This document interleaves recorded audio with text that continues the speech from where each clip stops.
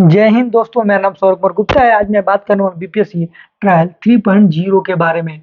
और मैं बात कर रहा था री एग्जाम के बारे में। आपको पता है कि री एग्जाम होने वाला है और कहा जा रहा था कि 10 या 12 जून, यानी 10 जून या 12 जून को पेपर होगा।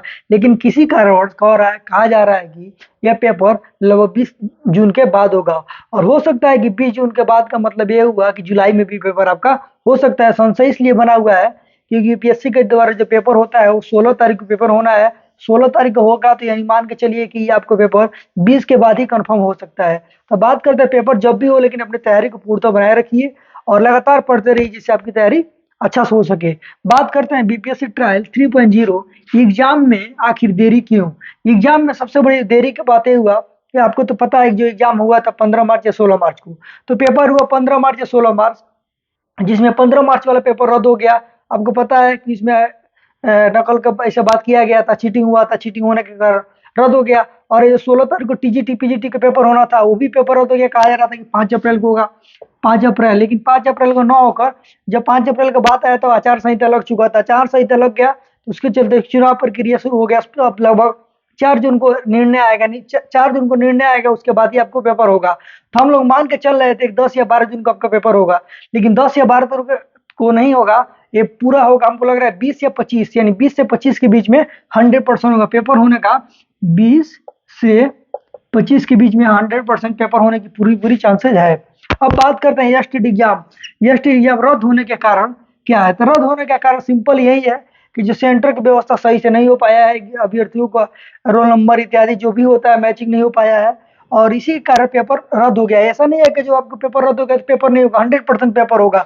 और जिनका पेपर रद्द हुआ है उनके पर मोबाइल पे एसएमएस गया है, एसएमएस मैसेज गया है, और कॉल भी जाएगा, ईमेल के द्वारा जो है, ईमेल मैसेज के द्वारा आपको पता चलेगा आपका पेपर क्यों रद्द हुआ है और किन कारण रद्द हुआ है, और आपका पेपर कब होगा उसके बारे में भी मोबाइल के द्वारा, मोबाइल पर एसएमएस के द्वारा बताया जाएगा कि आपका पेपर कब होना है, किस वर्ग में। यानी वर्ग का मतलब ये होता है, वर्ग का मतलब कक्षा नहीं होता है। वर्ग का मतलब ये हुआ कि जैसे हम जूनियर हुआ, प्राइमरी हुआ, अपर हुआ, टीजीटी हुआ, पीजीटी, उसके बारे में 1 to 5 और 6 to 8, ये इसी को वर्ग कहते हैं।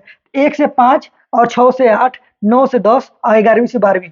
तो किस वर्ग में कट ऑफ कम, यानी सबसे कम तथा सबसे ज्यादा जाने की, तो सबसे कम कट ऑफ जो जाएगा वो जाएगा 11 से 12वीं में, और सबसे ज्यादा कट ऑफ जाने का चांसेस है 1 to 5 में। और तीसरे नंबर पर है 6 to 8, और चौथे नंबर पर है टीजीटी, यानी 9वीं से 10वीं के लिए। यानी सबसे कम कट ऑफ जाएगा 11वीं से 12वीं के लिए, और जो सबसे ज्यादा कट ऑफ जाएगा 1 से 5 के लिए। उसका कारण क्या है कि पूरे देश में सीटेड 1 to 5 सब कोई भर सकता है और सबकी उसमें एलिजिबिलिटी है, इसलिए इसमें सीटें भी कम है और ज्यादा लोग हैं। और 11वीं से 12वीं में लोग कम पास है, ज्यादा सीटें हैं, तो उसके चलते इसमें कट ऑफ, इसमें अनुपात हो सकता है एक एक सीट पर 10 या 12, और इसमें 11 से 12वीं में हो सकता है आपको एक सीट पर 3 लोग 4 लोग, उससे ज्यादा नहीं हो सकते हैं। बात करते हैं किस विषय में, यानी और का बात हो गया। अब किस विषय में कट ऑफ सबसे कम आएगा, यानी किस विषय में सबसे कम आएगा, तो सबसे सबसे कम आएगा संस्कृत में। किसमें आएगा? संस्कृत।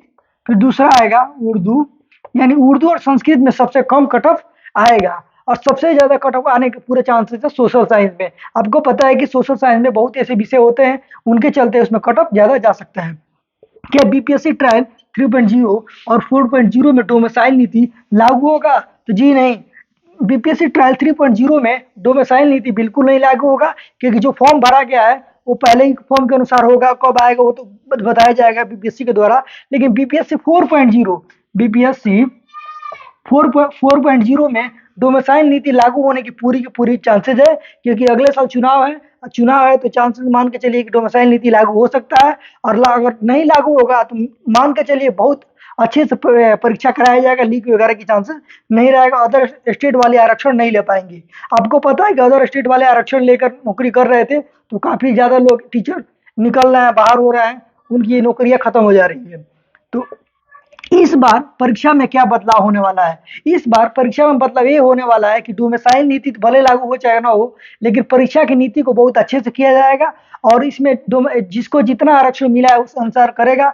और अदर स्टेट जो आरक्षण का फायदा उठा ले रहे थे, जैसे अदर स्टेट यूपी से, झारखंड से, काफ़ी ऐसे लोग हैं जो अदर स्टेट से आ रहे हैं, अपना आरक्षण पैसा देकर ब्लैक में कहीं भी जाकर पैसा दे दे रहे हैं, अपना डोमिसाइल बनवा ले रहे हैं। डोमिसाइल बनवा ले रहे हैं तो आरक्षण के अंदर आ गए हैं, वो तैयारी कर रहे थे इलाहाबाद, दिल्ली। तो आपको क्या पता है कि जो इलाहाबाद जो तैयारी, दिल्ली जो तैयारी कर रहा है उसका ना जॉब होगा। तो जैसे टीजीटी पीजीटी हुआ, तो जैसे जो भी हुआ, तो जो नेक्स्ट लेवल जो बढ़िया पढ़ाई कर रहा है उसका होगा। बिहार के लोगों को तो नौकरी होगा नहीं। तो इसी तरह आरक्षण के चलते ही बहुत से लोगों को नुकसान भी हुआ है, कई लोगों को फायदा हुआ है। कई लोग हैं जिसका काफी नंबर कम आया है, जिसके चलते नौकरी मिल जा रहा है।